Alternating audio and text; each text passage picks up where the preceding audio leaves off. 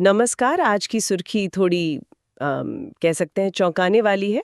वैज्ञानिकों ने सामान्य तापमान पर क्वांटम नियंत्रण हासिल कर लिया है। ये सुनने में ही अजीब लगता है ना। तो आज हम इसी हैरत अंगेज वैज्ञानिक सफलता की गहराई में उतरेंगे, समझेंगे कि यह क्यों इतना महत्वपूर्ण है और भविष्य के लिए इसके क्या मायने हो सकते हैं। हमारी चर्चा का आधार एक लेख है जिसका शीर्षक है वैज्ञानिकों ने सामान्य तापमान पर क्वांटम नियंत्रण प्राप्त किया। देखिए, अब तक हमारी समझ तो यही थी कि क्वांटम दुनिया के अजीबोगरीब नियमों को देखने या काबू में करने के लिए चीज़ों को बेतहाशा ठंडा करना पड़ता है। मतलब लगभग 0 से 273 डिग्री सेल्सियस नीचे तक। तो ये कमरे के तापमान पर कैसे हो गया? ये तो भौतिकी की दशकों पुरानी समझ को सीधी चुनौती है। बिल्कुल। असल चुनौती यही है। क्वांटम अवस्थाएं आप समझिए बहुत ही नाजुक होती हैं। आसपास की गर्मी, जिसे हम थर्मल ऊर्जा कहते हैं, वो एक तरह के शोर की तरह काम करती है और इन नाजुक अवस्थाओं को तुरंत बिखेर देती हैं।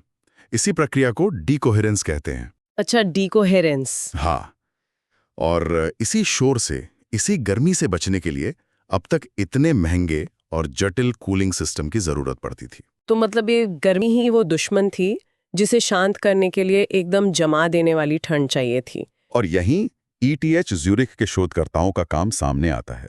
सही। एकदम सही। उन्होंने एक मेसोस्कोपिक चीज ली, मतलब परमाणु से काफी बड़ी लेकिन हमारी रोजमर्रा की चीजों से बहुत छोटी। सिलिका का एक नैनो कण था वो, जिसमें लाखों परमाणु थे। उसे कमरे के तापमान पर, मतलब लगभग 25 डिग्री सेल्सियस पर क्वांटम दायरे में सफलतापूर्वक नियंत्रित किया। लाखों परमाणुओं वाली चीज हाँ, कमरे के तापमान पर। हाँ। और कमाल की बात यह है कि इसकी 92% से ज्यादा हरकत क्वांटम नियमों के हिसाब से थी, न कि हमारे जाने पहचाने क्लासिकल नियमों के हिसाब से। अविश्वसनीय। ये मुमकिन कैसे हुआ? कौन सी खास तकनीकें इस्तेमाल हुई इसमें? हाँ, इसे संभव बनाने के लिए उन्होंने कुछ बहुत ही कह सकते हैं चालाकी भरी तकनीकों का संगम किया। सबसे पहले ऑप्टिकल लेविटेशन। Optical levitation. हाँ, मतलब कण को बाहरी दुनिया के कंपन और गर्मी से पूरी तरह अलग करने के लिए उसे लेजर की किरणों के सहारे वैक्यूम में हवा में लटका दिया गया, जैसे किसी अदृश्य चिमटी से पकड़ लिया हो। अच्छा, हवा में तैरता हुआ कण। बिल्कुल। फिर आया लेजर कूलिंग का कमाल, जिसे साइड बैंड कूलिंग भी कहते हैं। खास लेजरों का इस्तेमाल करके कण की अपनी अंदरूनी कंपन ऊर्जा को, मतलब उसकी घूर्णी ऊर्जा को, बेहद कम कर दिया गया। उसे लगभग उसकी न्यूनतम संभव ऊर्जा अवस्था, जिसे क्वांटम ग्राउंड स्टेट कहते हैं, उसके करीब ले आए। यानी उसे अंदर से बहुत ठंडा कर दिया। हाँ, बहुत ज्यादा ठंडा। उन्होंने कण की कंपन ऊर्जा को इतना कम कर दिया कि वो अविश्वसनीय रूप से शांत हो गया। इसका मापक होता है औसत फोनॉन ऑक्यूपेंसी। वो केवल 0.04 क्वांटा था। ये अपने आप में एक रिकॉर्ड है। सिर्फ 0.04 क्वांटा। तो कमरे के तापमान पर होते हुए भी वो कण अंदर से लगभग परम शून्य जितनी शांति का अनुभव कर रहा था। हाँ, एक तरह से यही कह सकते हैं। और इसी अविश्वसनीय स्थिरता से मिली उच्च क्वांटम शुद्धता, रिकॉर्ड 92%। 92%। जी। ये सब करते हुए उन्होंने लेजर से आने वाले हल्के शोर को भी दबाया। उसके लिए एक खास फीडबैक सिस्टम था, जिसे नॉइज ईटर कहा गया। और फिर उन्नत माप तकनीकों से, जैसे साइड बैंड थर्मोमेट्री, उससे पक्का किया कि कण वाकई क्वांटम अवस्था में है और कितना शुद्ध है। ये सब सुनने में तो बहुत प्रभावशाली लग रहा है, लेकिन आम भाषा में इसका मतलब क्या हुआ?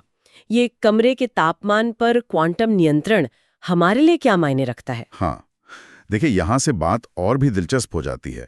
सबसे बड़ा और सीधा मतलब, भारी भरकम कूलिंग सिस्टम से छुटकारा पाने की संभावना। ओह! सोचिए, वो बड़े, महंगे और बहुत ज्यादा बिजली खाने वाले क्रायोजेनिक सिस्टम, उनकी जरूरत शायद खत्म हो जाए। इससे क्वांटम तकनीक विकसित करने की लागत और जटिलता में भारी कमी आ सकती है। यानी क्वांटम कंप्यूटर या सेंसर बनाना शायद सस्ता और आसान हो जाएगा। बिल्कुल।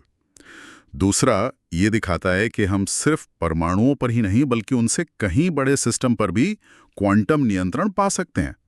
ये मेसोस्कोपिक कण काफी बड़े होते हैं परमाणुओं के मुकाबले। ये असल दुनिया में काम आने वाली मजबूत क्वांटम तकनीकें बनाने की दिशा में एक अहम पड़ाव है। और इसका नतीजा क्या होगा? मतलब किस तरह के नए उपकरण बन सकते हैं? यही तीसरा और शायद सबसे रोमांचक पहलू आता है। नए तरह के क्वांटम उपकरणों का रास्ता खुलता है। कल्पना कीजिए, ऐसे सेंसर जो इतने संवेदनशील हों कि वो पृथ्वी के गुरुत्वाकर्षण में होने वाले बेहद मामूली बदलावों को भी माप सकें। या ऐसे नेविगेशन सिस्टम जो बिना जीपीएस के भी सटीक दिशा बताएं। बिना जीपीएस के? हाँ, और ये सब बिना उन भारी कूलिंग सिस्टम के सामान्य वातावरण में काम कर सकें। ये क्वांटम सेंसिंग और माप विज्ञान, जिसे मेट्रोलॉजी कहते हैं, उसके लिए क्रांति जैसा है। तो संक्षेप में कहें तो ये क्वांटम विज्ञान के लिए वाकई एक बहुत बड़ी छलांग है। ये क्वांटम तकनीक को प्रयोगशाला की दीवारों से बाहर निकालकर असल दुनिया के इस्तेमाल की ओर करीब ला रहा है, खासकर लागत और जटिलता की बाधाओं को कम करके। एकदम सही कहा आपने। मुख्य उपलब्धि यही है, सामान्य तापमान पर बिना जमा देने वाली ठंड के एक नैनोकण की क्वांटम अवस्था को सफलतापूर्वक नियंत्रित करना।